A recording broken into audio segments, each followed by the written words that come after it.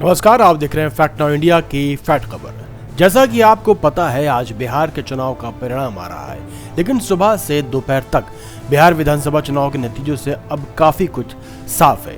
ये स्पष्ट हो चुका है कि राज्य में सरकार बनाने की स्थिति में कौन है। आपको बता दें, शुरुआती रुझानों और ताजा आंकड़ों के अनुसार सत्तारूढ़ राष्ट्रीय जनतांत्रिक गठबंधन यानी एनडीए एक बड़ी जीत की ओर रफ्तार कहीं धीमी नहीं दिखाई दे रही, जबकि राष्ट्रीय जनता दल आरजेडी के नेतृत्व वाला महागठबंधन काफी पीछे छूट गया है।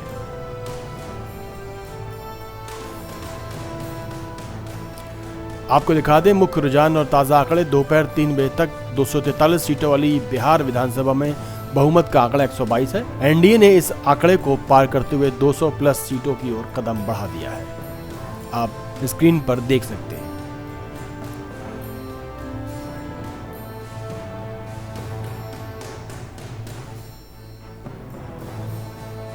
आपको बता दें, रुझानों में भारतीय जनता पार्टी सबसे बड़ी एकल पार्टी बनकर उभरी है, जबकि जनता दल ने भी शानदार प्रदर्शन किया, जो नीतीश कुमार के लिए कहीं न कहीं एक चुनौती बन सकती है कि अगला सीएम कौन होगा। आरजेडी और कांग्रेस बहुत कम सीटों पर आगे चल रहे हैं।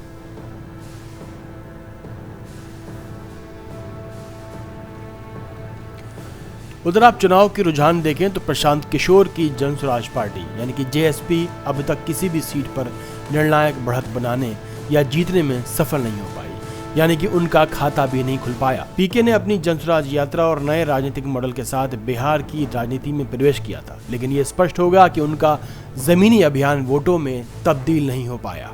अब यहाँ बात करते हैं महागठबंधन के पीछे रहने की क्या वजह है। पिछले चुनाव 2020 की तरह इस बार भी आरजेडी के नेतृत्व वाला महागठबंधन भारी नुकसान झेल रहा है। इसकी कुछ प्रमुख वजहें शायद ये हो सकती हैं। एनडीए का मजबूत गठबंधन। एनडीए में इस बार बीजेपी, जेडीयू और चिराग पासवान की एलजेपी जैसी पार्टियां एक साथ आई, जिसमें एक मजबूत चुनावी ताकत बनी। एलजेपी ने 2020 में जेडीयू को जो नुकसान पहुंचाया था, वो इस बार नहीं हुआ। वोटों का ध्रुवीकरण। एग्जिट पोल और रुझानों के विश्लेषण के अनुसार अति पिछड़ा वर्ग ईबीसी, अन्य पिछड़ा वर्ग ओबीसी और स्वर्ण मतदाताओं का एक बड़ा हिस्सा एनडीए के साथ मजबूती से खड़ा रहा। स्थानीय मुद्दों पर पकड़। नीतीश कुमार की विकास और महिलाओं के विश्वास पर केंद्रित जेडीयू की रणनीति सफल रही, जिसका लाभ पूरे एनडीए पर गठबंधन को मिला।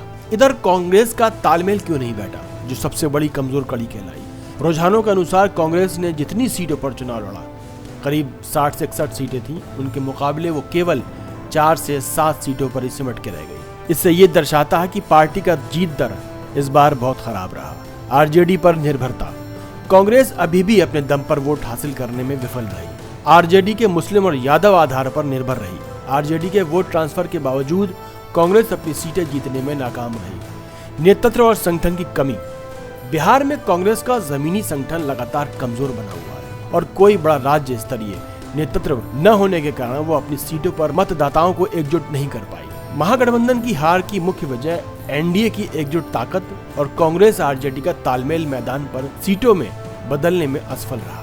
अब आगे क्या होगा, अंतिम नतीजे देर शाम तक ही स्पष्ट हो पाएंगे। एनडीए का सरकार बनाना अब लगभग तय माना जा रहा है। ये चुनाव परिणाम तेजस्वी यादव के नेतृत्व और कांग्रेस के भविष्य पर गंभीर सवाल खड़ा कर सकता है।